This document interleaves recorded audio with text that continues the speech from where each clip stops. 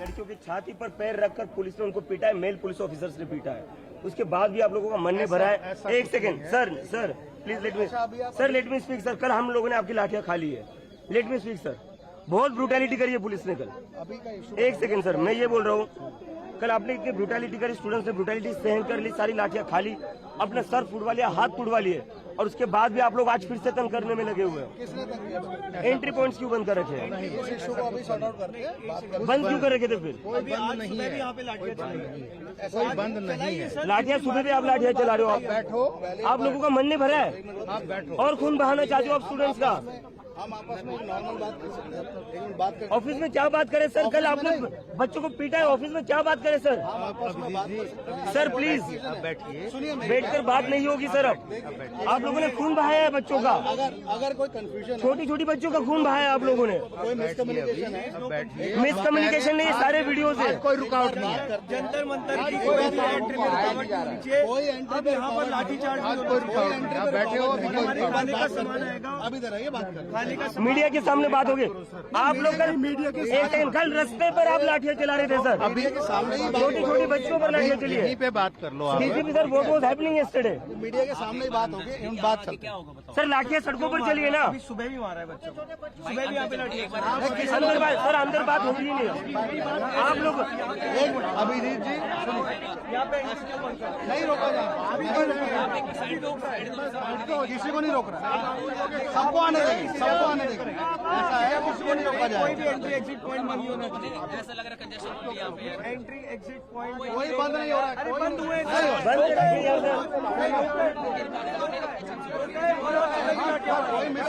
ये देखिए, एक दिन सर आपके ऑफिसर कह रहे मिसकम्युनिकेशन हुआ है, अभी खोल देंगे। भाई इसका मतलब सुनो, सुनो, सुनो, पहली बात ये क्लियर करते हैं, साइड पे हो जाते हैं, ये खुला रहने देते हैं।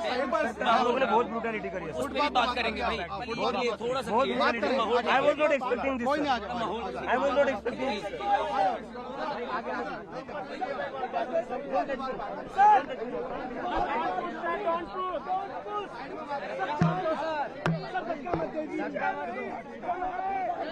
दिल्लीच्या जंतर मंतर परिसरातली ही दृश्य आहेत। अभिजित दिपके जे कॉक्रोच जनता पार्टीचे संस्थापक आणि अध्यक्ष आहेत, त्यांच्यात आणि पोलिसांमध्ये बातचीत सुरू होती।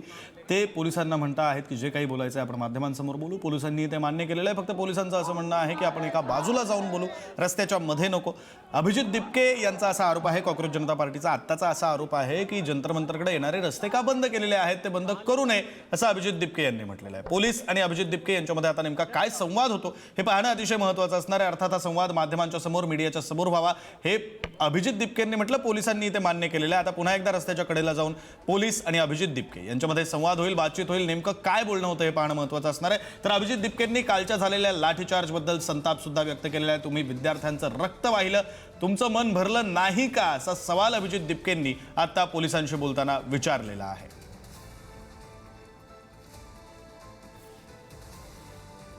आपले प्रतिनिधी संदीप राजगोळकर सध्या तिकडे आहेत, तिथे नेमकं काय घडतंय, पोलीस आणि अभिजित दिपके यांच्यामध्ये काय बातचीत होते, नेमकं आताच्या क्षणाला दिल्लीमध्ये काय सुरू आहे, संदीप आपल्यापर्यंत पोहोचवतील। संदीप,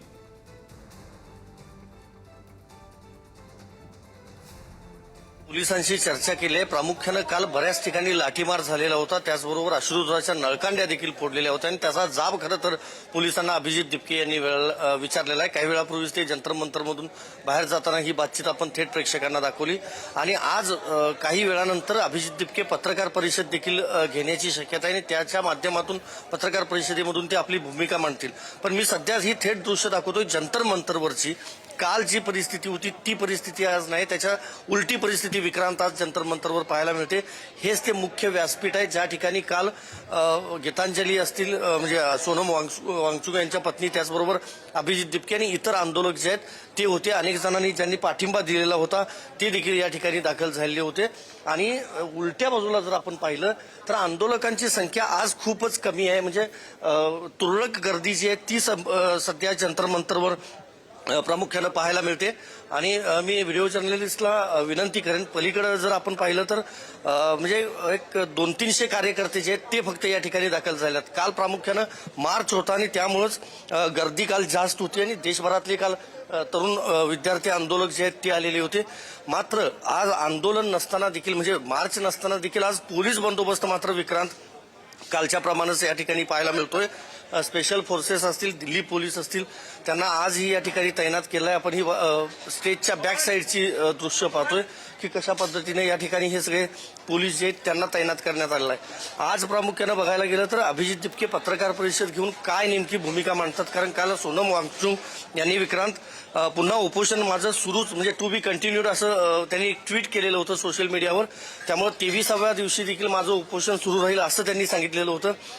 खरं तर त्यांना जेव्हा अटक झालेली होती आणि सफदरजंग रुग्णालयात नेण्यात आलेलं होतं त्यानंतर त्यांचं उपोषण सुटल्याच्या चर्चा होत्या, मात्र त्यांनी उपोषण सोडलेलं नाही. पण अभिजित दिपके यांनी मात्र विक्रांत काल उपोषण सोडलेलं आहे. वांगचुक यांनी जी त्यांना विनंती केली होती त्या विनंतीला मान देऊन मी उपोषण सोडतोय असं सांगितलं होतं. दुसरीकडे अमित शहा आणि धर्मेंद्र प्रधान यांच्यात काल संसद भवन परिसरामध्ये जवळपास 3.5 तास चर्चा झाली आहे. त्यामुळे धर्मेंद्र प्रधानांच्या राजीनाम्याबाबत सरकार नेमका काय निर्णय घेणार याकडे देखील या आंदोलकांचं लक्ष असणार आहे. सध्या अधिवेशन चालू आहे. आज अधिवेशनाचा दुसरा दिवस असणार आहे. लोकसभा राज्यसभेत आज देखील त्याचे पडसाद उमटण्याची शक्यता आहे, कारण काल देखील विरोधक दोन्ही सभागृहांमध्ये आक्रमक झालेले होते आणि आत्ताही आपण पाहतोय की हे सगळे आंदोलक जे आहेत ते या ठिकाणी आलेले आहेत. कहाँ से आए हो भाई? मैं महाराष्ट्र से आया हूँ. महाराष्ट्रातून कुठून आला? मी मंगरुळपीर तालुका वाशिम जिल्हा. तर मी कालच आलोय. तर माझी ट्रेन आधी 4 वाजताची होती. मला सांग, काल जेव्हा लाठीमार झाला तेव्हा तू होतास इथं? नाही, मी तेव्हा नव्हतो. मी म्हणजे ट्रेन माझी 4 वाजता होती. 4:30 वाजता मला अर्धा तास लेट झालाय. तर मग मी 6 घंटे आणखी वेट केलंय ट्रेनचा. घरात माहित आहे तुझ्या तू आलेलं इथं? नाही, घरी माहित नाही. एकटाच आलास? मी आलो एकटाच घरी. मग फोन आलाय मला. मी सांगितलंय दिपकेंना भेटलास का तू? अभिजित दिपकेंची भेट झाली? नाही, कोणची भेट नाही झाली. मी रात्री आलो इथं मेडिकल. इथं ते माझी फ्रेंड आहे, त्यांना लावलं होतं इथे मेडिकलचं. तर आम्ही मग मलमपट्टी सगळ्यांना लागले. आप कहाँ से आए? हरियाणा से सर, भिवानी. हाँ, कल भी आए थे? आए थे, यहीं पे थे. कितने लोग आए तुम्हारे साथ दोस्त? मेरे साथ 6-7 लोग थे हम तो इकट्ठे. और वैसे देखा जाए तो लाखों की भीड़ थी क्या बहुत. लगता है धर्मेंद्र प्रधान का इस्तीफा होगा? हम तो मांग रहे हैं सर इस्तीफा. कोई भीख तो मांग नहीं रही, इस्तीफा तो मांग रहे, दे तो नहीं रही है. वो क्या करे. लाठीचार्ज हुआ, पत्थरबाजी हुई, पता है आपको? लाठीचार्ज बहुत ज्यादा हुआ सर. और छोटी छोटी लड़कियों को भी उनको बेरहमी से पशुओं की तरह पीटा गया. और पीटा तो पीटा, लड़कियों के कपड़े फाड़े गए, इधर से एकदम फाड़ दिया. बताओ उनको, मतलब उसकी नीयत क्या थी उनकी. मतलब गुंडा करती है या क्या से चल रहा है पता नहीं. मी व्हिडिओ बघितले, बरेच असे रील्स मध्ये बघितले. मीडियांना जो दाखवायचे, मीडियावाले जे दाखवतात ते समोर बारीक कारची ऍक्सिडेंट. मी आलोय तेव्हा पोलिसांची गाडी होती, त्याचा ऍक्सिडेंट झालेला होता. तर तिथं पण मीडियावाले होते. मीडियावाल्यांना ते दाखवायला पॉसिबल झालंय, पण इथं लाठीचार्ज झालंय. लहान लहान हा एक फलक घेऊन ही युवती विक्रांत आपण पाहतोय. Our voice is stronger than your lathi असं थेट तिनं संदेश देत हा हे केलेला आहे फलक घेऊन. आणि आता आपण पाहतोय की क्या कहाँ से आई हो? मैं वेस्ट दिल्ली से ही हूँ. दिल्ली से? हाँ. प्रॉपर वेस्ट बंगाल? नहीं, वेस्ट दिल्ली. वेस्ट दिल्ली. क्या लगता है रिजाइन होगा? अगर अभी भी रिजाइन नहीं हो तो उनको शर्म आनी चाहिए खुद. आपण इथे दृश्य पाहतोय विक्रांत की अभिजित दिपके हे दाखल झालेले आहेत पुन्हा जंतर मंतरवर या ठिकाणी. आणि ते कदाचित आज पत्रकार परिषद देखील घेण्याची शक्यता आहे. त्यानंतर ते भूमिका तर खरं तर मांडतील, मात्र आत्ता ते आल्यानंतर पुन्हा जी घोषणाबाजी आहे ती या ठिकाणी पाहायला मिळते. आणि खरं तर आयकॉन मानलं जात आहे. सध्या तरुणांच्या मध्ये क्रेज आहे अभिजित दिपके यांचे, आणि त्यांचं देखील म्हणजे आंदोलन जे आहे ते सुरू आहे आपल्याला माहिती आहे. आपण बोलायचा खरं तर प्रयत्न करूयात, कारण पत्रकार परिषद आज होऊ शकते. अभिजितजी, पत्रकार परिषद आज होऊ शकते. आपण पाहतोय हे कार्यकर्ते खरं तर त्यांच्यापर्यंत बोलायला पण देत नाहीत, कारण जी काही भूमिका आहे ती पत्रकार परिषदेमधूनच मांडणार असं विक्रांत त्यांनी खरं तर सांगितलेलं आहे. आणि आत्ता पाहतोय आपण म्हणजे स्टेजच्या समोर जे बॅरिकेड्स लावलेले आहेत त्याच्या जवळ जे कोणी कार्यकर्ते आहेत किंवा आंदोलक आहेत त्यांना भेटतायत अभिजित दिपके हे. काल त्यांनी उपोषण सोडलेलं होतं, मात्र धरणे आंदोलन विक्रांत कायम राहणार असं देखील त्यांनी सांगितलेलं होतं. त्यामुळं एकीकडं वांगचुक यांचं, सोनम वांगचुक यांचं उपोषण जे आहे ते कंटिन्यू सुरू राहणार आहे. आणि दुसरीकडे आत्ता हे अभिजित दिपके आपण पाहतोय प्रत्येकाला हस्तांदोलन करतायत, प्रत्येक कार्यकर्त्याला, आंदोलकाला ते भेटतायत.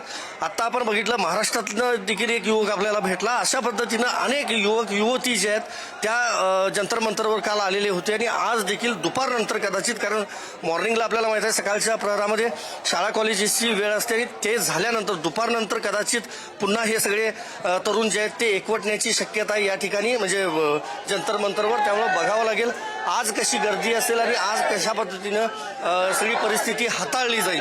कारण अभिजित दिपके यांनी बोलायला तर सध्या नकार दिला आहे, पण इथे दृश्य जंतर मंतरवरची आहेत ज्या ठिकाणी अभिजित दिपके हे दाखल झालेले आहेत. काल त्यांना अटक केल्याच्या बातम्या काही आलेल्या होत्या, मात्र पोलिसांनी फक्त त्यांच्याकडे चौकशी केली आणि आता काही वेळापूर्वी विक्रांत आपण दाखवलं की पोलिसांना खरं तर त्यांनी जाब विचारलेला आहे. कारण नेमकं लाठीमार झालेला होता त्यातून समाधान तुमचं झालेलं नाही का, अशा पद्धतीनं जो जाब आहे तो त्यांनी विचारला. कारण काल परिस्थिती नियंत्रणाबाहेर होती, गालबोट करत काल लागलं आंदोलनाला.